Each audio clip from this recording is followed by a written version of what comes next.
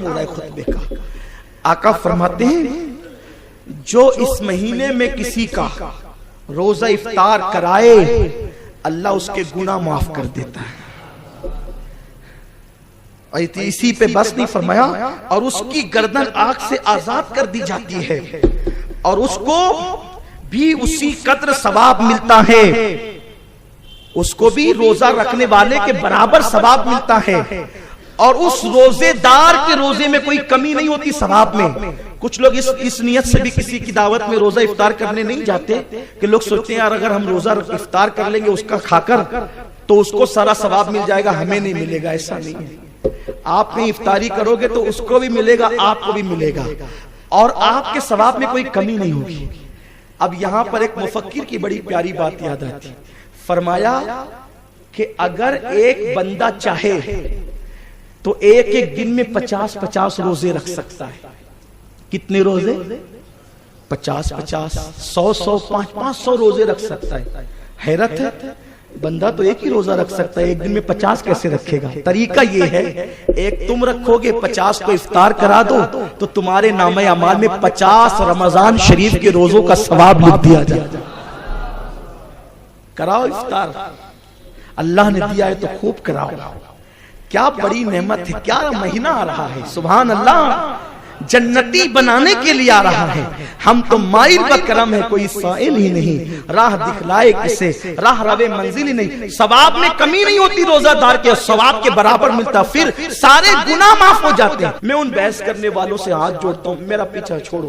لوگ کہتے ہیں نفل صرف وہ چھوٹے چھوٹے گناہ معاف ہوتے ہیں. کون سے چھوٹے چھوٹے معاف ہوتے ہیں, بڑے معاف نہیں کرتا اللہ. میں کہتا ہوں خدا کے لیے آپ اپنی تحقیق اپنے پاس رکھیں. حضور نے کہہ دیا نا گناہ معاف ہوتے ہیں, ہمارا ایمان ہے سب معاف ہوتے ہیں. حضور نے قید نہیں لگائی, اب کوئی قید نہ لگائے. میرے آقا نے کہہ دیا ہمارا ایمان ہے, اور پھر حضور کے کہنے پہ جو جیسا یقین رکھے گا اس کو فیضان بھی ویسا ہی ملے گا.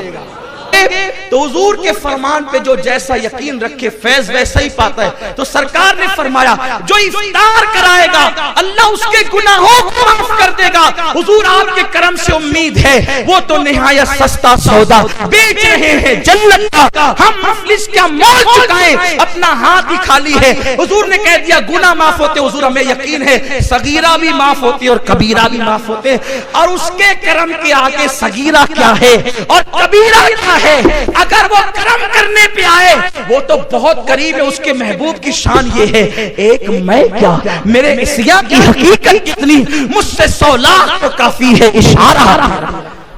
وہ اشارہ کر دے تو 100 لاکھ بخشے جائیں, اور وہ فرما دے کہ روزے افطار کرانے والے کی کہ گناہ معاف. چاہتے ہو گناہ معاف کروانا تو ذرا 2 4 کو گھر بلا لیا کرو.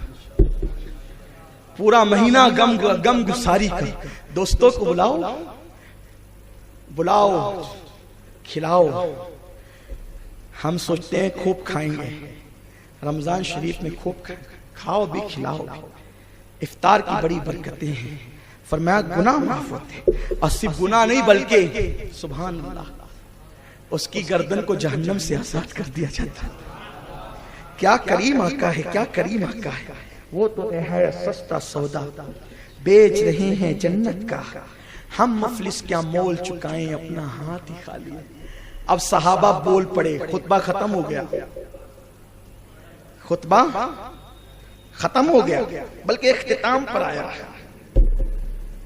قریب الختم ہے. فرمایا کہ نہ روزے دار کے ثواب میں کمی آئے گی, گناہ معاف بھی ہو جائیں گے, جہنم سے آزادی ملے گی. صحابہ تو لالچی تھے نا عمل کے معاملے میں, دولت کے نہیں, شہرت کے نہیں, عمل کی.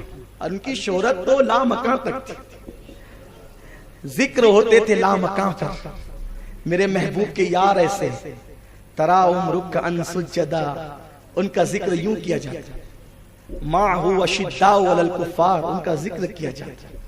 ان کے تذکرے ہوتے, خدا کرتا ہے ان کا تذکرہ قرآن میں, توریت میں, انجیل میں. وہ نیکیوں کے لالچی تھے, حریص تھے. بول پڑے یا رسول اللہ, یا رسول اللہ صلی اللہ علیہ وسلم, ہم میں یہ طاقت کہاں ہے کہ کسی کو روزہ افطار کریں، کیونکہ وہ تو پیٹ پہ پتھر باندھنے والے لوگ تھے نا۔ اکثر صحابہ بظاہر غریب تھے، کہنے لگے یا رسول اللہ ہمیں ہر ایک میں یہ طاقت تھوڑی ہے کہ روزہ افطار کرائیں۔ تو میرے کریم آقا نے فرمایا کیا تم نے روزہ افطار کرانے کا مطلب یہ سمجھا ہے کہ پیٹ بھر کے کھانا کھلا دیں؟ سرکار فرماتے ہیں اگر ایک کھجور بھی کھلا دو گے تو یہی ثواب ملے گا، یہ کھجور بھی کھلا دو گے تو یہی ثواب ملے گا، ایک گھونٹ دودھ پلا دو گے یہی ثواب ملے گا۔ اور اس پر کرم کیا کیا؟ فرمایا ایک گھونٹ پانی پلا کے بھی افطار کرا دو گے یہی ثواب ملے گا۔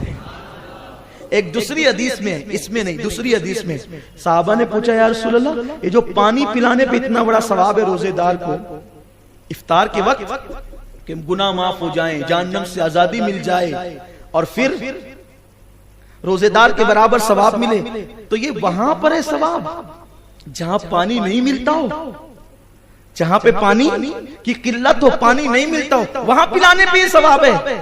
آقا فرماتے ہیں دریا کے کنارے بھی پلاؤ گے تو بھی یہی ثواب ملے گا، تمہارے منہ سے جو نکلی وہ بات ہو کے رہی۔